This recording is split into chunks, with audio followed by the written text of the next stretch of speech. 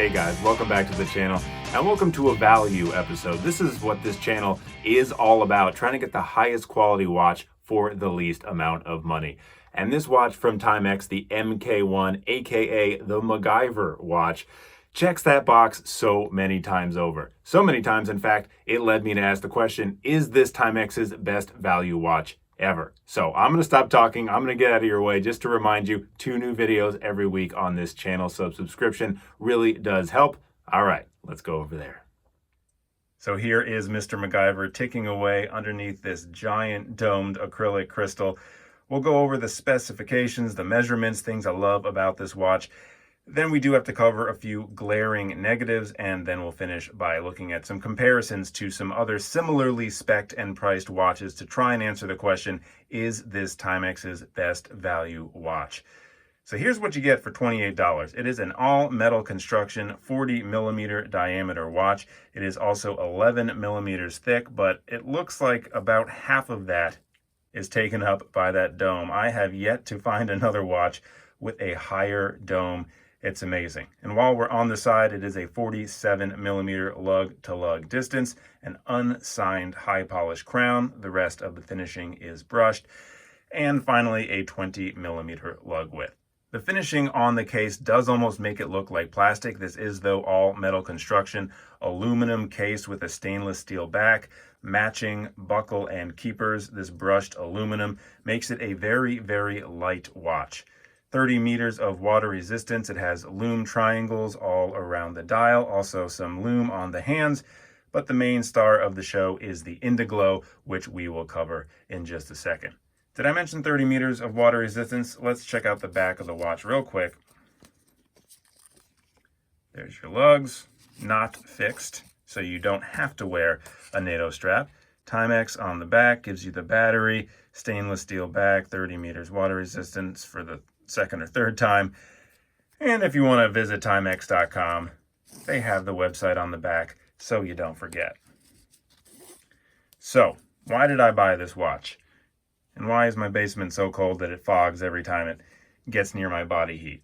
Well, quite simply, I got it for the price and the dome. This acrylic crystal is beautiful, and if you've seen more than one of my videos before, you know I am a sucker for the dome.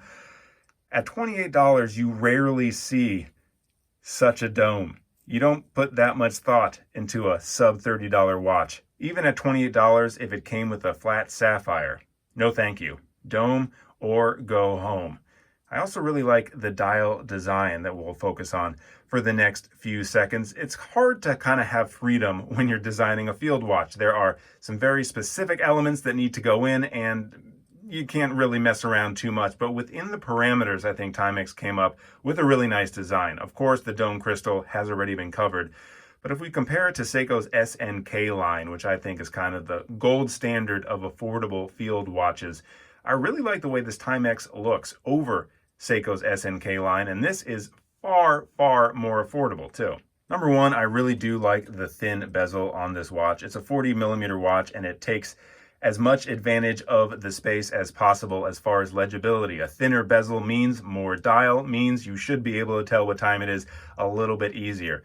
For Seiko's SNK line, not only is the watch smaller already, but then the bezel is thicker, meaning that the dial is extra, extra small. Added to that, that concentric circle on the Seiko, it makes it just feel like a tiny watch. I'm not a tiny guy, so maybe that just comes down to personal preference. I have a 7¼ inch wrist. I'm 6'4", so I do prefer some bigger watches, although I have been known to wear a 38 millimeter. I just love the way they use space and size on this watch. I also like the design in general. I like the lume triangles around each one of the numerals. Do they work? We'll see in a second, but I do like that design over the SNK lume dots around the numerals. Also, the fact that they put it on a NATO strap. That's a simple choice, but it really does give it more of a field watch vibe for me. Looking at this watch, I feel like I can put it on, go out, hiking, exploring, whatever, let's do it. You might be tempered by that 30 meter water resistance, but okay, almost anything can be done when you put on this watch.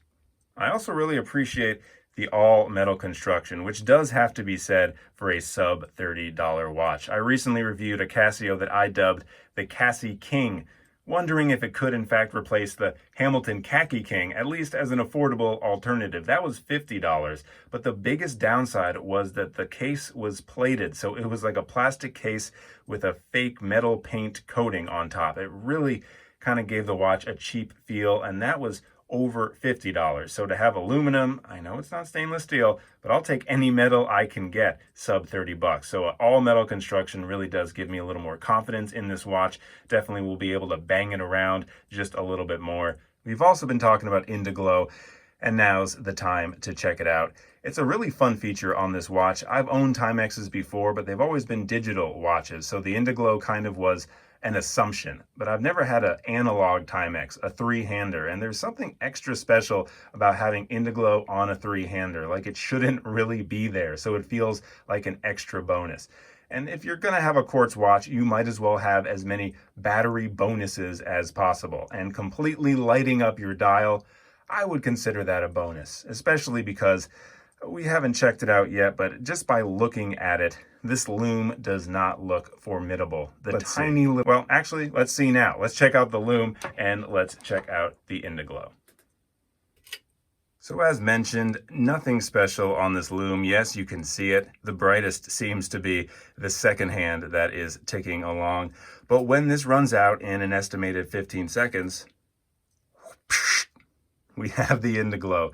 This is amazing. And again, it shouldn't be. This technology has been around for a long time, but there's something fun about having it on a three-hander. Yes, it can suck your battery, so I'm not going to keep this on for much longer, but thank you, Timex, for making up for your rather poor lume, which looks like already has all but disappeared.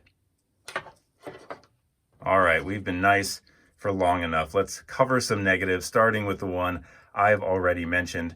It's the water resistance. 30 meters of water resistance is not enough for me for a field watch. I want to go anywhere, do anything, climb a mountain, shove my hand in a creek, and not worry about it if I need to. And yes, technically, 30 meters should be enough for all that. You should even theoretically be able to swim in the pool. I'm just a little overly cautious. I would have loved at least 50 meters of water resistance. Coincidentally, the SNK line from Seiko, which has been mentioned multiple times during this review, and I think is kind of the standard for affordable field watch, is also only 30 meters. So it's not like this is a standout negative. It is kind of common around these watches. I just would have preferred a little more protection. Also, as I mentioned earlier, it's a mostly aluminum case, has a stainless steel back, but as a consequence of that and the quartz module, this is a very light watch, which normally would be a benefit. I have never complained about that before. My Casio F91W, the Casio Royale, both resin bands and completely light. You forget they're on your wrist. For some reason, and again, this might be personal taste, it's a negative for me with this watch. I wish it was a little more substantial, especially because it's on a NATO strap. And I didn't realize this could work both ways, but similarly that you don't want a heavy watch on a NATO strap because it slides around your wrist. Having a light watch on a NATO strap kind of makes it feel like you're just wearing a NATO strap bracelet. It feels insignificant and almost like overkill. You have this whole strap and this watch weighs about 7 ounces. It seems silly to say, I just want to bring it up. It feels flimsier than it is, so maybe I just want a little more assurance in my hand. If you do not care and you want as light of a watch as possible, no matter the strap it comes on, then forget I said anything. Lastly, and there really are only 3 major negatives for me, it's the noise. If you are a Timex owner, if you've had a three-hander before, maybe you knew it already, or maybe you've just heard this watch ticking during this video, but let's all listen together. That second hand is so noisy, and what blows me away is that apparently it's not even that noisy for a Timex. I saw multiple reviews on this watch saying, hey, the second hand, pretty quiet. If you're used to these other Timex models, you will hardly even notice it. I couldn't believe that people were actually being positive about this noise. This is the first watch that has kept me up at night. I had to move it away from my bedside table because I could hear it. And then this morning, I could hear it from across the bedroom. Ridiculous for this little quartz module. I've heard the rumors before, but it's absolutely true. Let's listen one more time. I mean, come on. Other than going to sleep, though, it shouldn't be a big deal. And one more time, apparently this is one of the quieter Timex three-handers, so just want to let you know what you'll be getting into if you buy this watch. Lastly, let's look at some competitors, because I am asking the question, is this Timex's best value proposition? $28 for an all-metal construction, Indiglow, domed crystal, field watch with heritage and celebrity, the MacGyver watch. So let's look at some similar Timex models in the price range. The first one is probably Timex's most famous three-hander, the Easy Reader. It also comes with an extra complication with the date.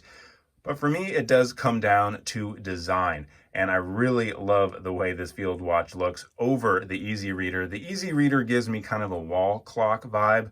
Also, no domed crystal on the Easy Reader and no lume. It does have Indiglow, but so does this. So it comes down to taste, but I would get this watch over the Easy Reader 10 times out of 10. The Timex Weekender also looks pretty similar to this watch, and they do have the same handset, but they did get rid of the lume markers on the hours and replace them with the minute seconds markers. Again, comes down to personal preference, but there is no dome on the Weekender and it is more money. Also, a less elegant design, I think. There's no curvature to the lugs, makes the dial look too circular once again. That's my personal preference. I like a contoured case. Don't just give me straight lugs with a perfect circle in the middle. Lastly, and the one that I think probably challenges it the most, is the Expedition Scout chronograph. It has 3 extra complications. It has a chronograph feature, the date feature, and I'm calling this a feature, but 100 meters of water resistance. If they could do it on the Expedition Scout, why couldn't they do it on the MK1? 100 meters of water resistance could make this theoretically a perfect watch, in my opinion. It's also more at $44. This was $28. But still, I think, comparison-wise with features to price, it is the closest competition as far as value for money coming from Timex. Also, most of them are in the $60 to $70 range, not the $44 range. It all does depend. It also should be mentioned that there is a chronograph version of the MK1. Still, it only has 30 meters of water resistance, but it can scratch your chronograph itch if that's what you're looking at, and you can get the domed crystal that you would not be getting with the other models. Now, the biggest reason this watch is so affordable is quite simply the colorway. The other versions of this watch are far more expensive than the $28 price tag that was on this MK1. My favorite colorway is the bronze case with the olive strap, and that's $45 for the field watch and $60 for the chronograph version. Almost certainly it's more expensive because that is the MacGyver colorway. That's the watch he wore on the show, so of course there's going to be higher demand for that. $28 is, though, a better price point for this watch, and this is the only colorway that is that affordable. So I am willing to give up the fact I'm not wearing the exact MacGyver colorway if I'm saving between 17 and, I don't want to do the math, dollars. So yes, it does come down to personal taste. Maybe you do like the Weekender's look over the MK1. Maybe you don't love an acrylic domed crystal. But either way, for $28, it is hard to find a better designed and better value watch from Timex, especially when you add the history of not only the Timex brand, but the MacGyver television show.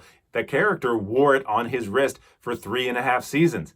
That's a big deal. There's extra history to this watch. So if you're all right with not getting the MacGyver colorway, I don't think it's worth the $45 to $65 that these watches can get to, depending on the colorway. If you're good with the off-brand colorway, $28 on Amazon or on eBay, you really can't go wrong. Links, of course, in the description if you do want to buy this watch. And I did just start the Amazon and eBay affiliate programs. So if you click on that link, the channel does get a little bit of a commission if you end up buying the watch. It doesn't cost you any more money. It just helps the channel. Allegedly, I haven't got a commission yet, so thank you in advance. 2 new videos every week, so that subscription does help the channel as well, and I'll see you soon.